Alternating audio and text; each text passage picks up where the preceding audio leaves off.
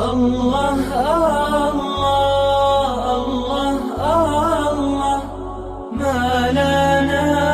مولا سوى الله. یہ نبی کریم صلی اللہ علیہ وسلم جو دنیا کو سلامتی دینے کے لیے آئے تھے، امن و آشتی دینے کے لیے آئے تھے، دنیا کو محبت کا پیغام دینے کے لیے آئے تھے، اور یہی وجہ تھی کہ یدخلون فی دین اللہ افواجا، لوگ جھوک در جھوک اسلام میں داخل ہو رہے تھے، اس کے پیغام کو قبول کر رہے تھے. لیکن افسوس ہے آج کی صورتحال یہ ہے کہ مسلمانوں نے نبی کریم صلی اللہ علیہ وسلم سے اپنے تعلق کو کمزور کر لیا، نبی کی سنتوں سے کمزور کر لیا، نبی کی تعلیمات سے کمزور کر لیا، اسلام کی شریعت سے کمزور کر لیا، اللہ کے حکم سے کمزور کر لیا، قرآن سے کمزور کر لیا. اے لوگوں، جیسا اس وقت نبی کریم صلی اللہ علیہ وسلم کے صحابہ اٹھے تھے، آج پھر ملک کو ضرورت ہے، پھر دنیا کو ضرورت ہے کہ ایسے افراد اٹھیں جو نبی کریم صلی اللہ علیہ وسلم کے پیغام کو عام کریں، جو جھگیوں میں، جھوپڑیوں میں، علاقوں میں جائیں اور لوگوں کو یہ بتائیں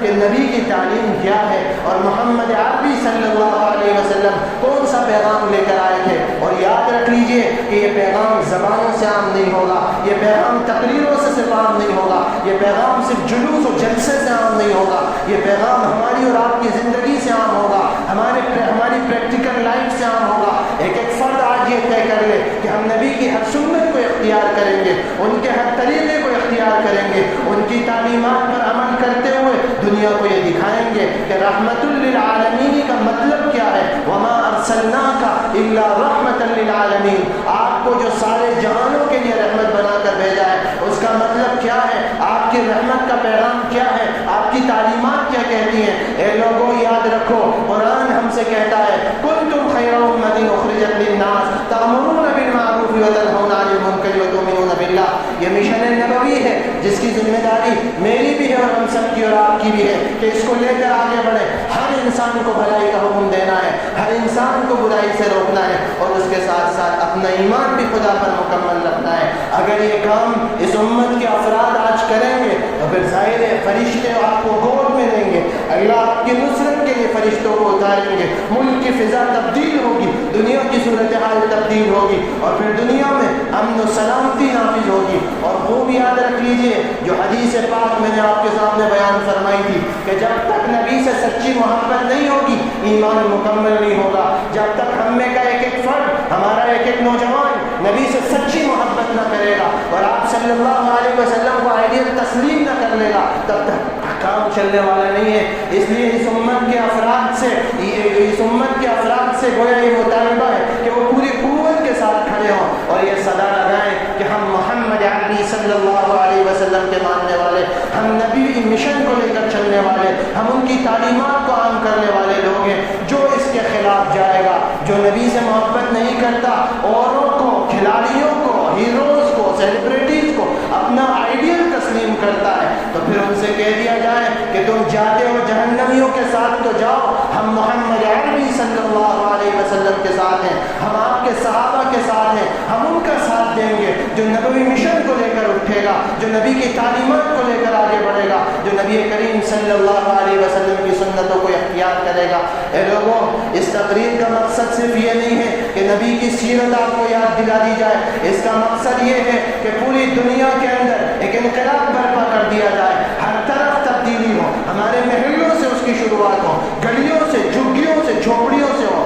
اور جس طرح ہم کر سکتے ہو اس میں ہم تعاون کریں، مدد کریں اور اللہ رب العزت کے پیغام کو دنیا تک عام کریں. اور سب سے پہلی چیز، سب سے پہلا اصول جو قرآن نے ہمیں بتایا ہے، یا ایھا الذین آمنوا قوا انفسکم واہلیکم نارا، اے ایمان والو اپنے آپ کو اور اپنے گھر والوں کو جہنم کی آگ سے بچاؤ. اس کا مطلب یہ ہے کہ شروعات مجھے اپنی ذات سے کرنا پڑے گی، مجھے اپنے آپ کو سنت کے سانچے میں ڈھالنا پڑے گا، مجھے اپنے آپ کو قرآن سے جوڑنا پڑے گا، مجھے اپنے نبی کریم صلی اللہ علیہ وسلم کی ایک سنت کو اختیار کرنا پڑے گا، مجھے اپنے بھائی کو، اپنی بہن کو، اپنی بیٹی کو، اپنی ماں کو، اپنی بیوی کو، ایک فرد کو یہ حکم دینا پڑے گا کہ نبی کی سنت کو اختیار کرو. تبدیلی اس طرح ممکن ہوگی، ورنہ اگر ہم یہ سوچیں گے کہ کل سے وہاں سے شروعات ہوگی یا کہیں اور سے شروعات ہوگی یا جناب مہدی آئیں گے، عیسیٰ آئیں گے، پھر تبدیلی آئے گی، تو یاد رکھ لیجئے ان اللہ لا یغیر ما بقوم حتی یغیروا ما بانفسہم، خدا نے آج تک اس قوم کی حالت نہیں بدلی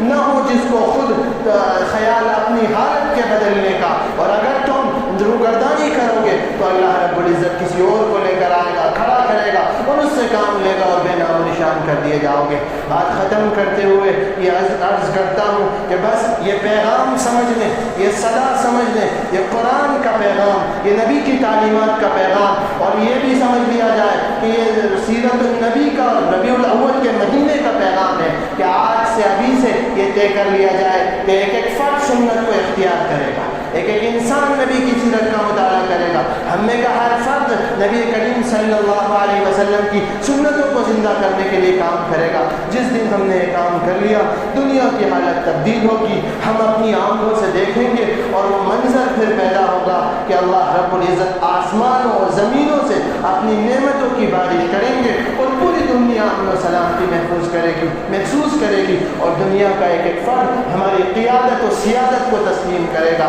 اس لیے لوگوں ضروری ہے کہ اس چیز کو اختیار کیا جائے، نبی کریم صلی اللہ علیہ وسلم کے پیغام کو مانا جائے اور کلمہ لا الہ الا اللہ محمد رسول اللہ صلی اللہ علیہ وسلم کا جو مشن ہے، جو مطالبہ ہے، اس کو اپنی زندگی میں نافذ کرتے ہوئے پوری دنیا کو اس کی طرف دعوت دی جائے۔ نبی نے جو بات کہی تھی کہ لوگوں اگر اس پر عمل کر لو گے تو کامیاب ہو جاؤ گے، یہ پیغامات ہیں قرآن حدیث کے جو میں نے آپ تک منتقل کیے ہیں، اللہ مجھے بھی اور ہم سب کو اس پر عمل کی توفیق عطا فرمائے اور ہمارے اندر بیداری پیدا فرمائے۔ آمین۔ وآخر دعوانا الحمدللہ رب العالمین۔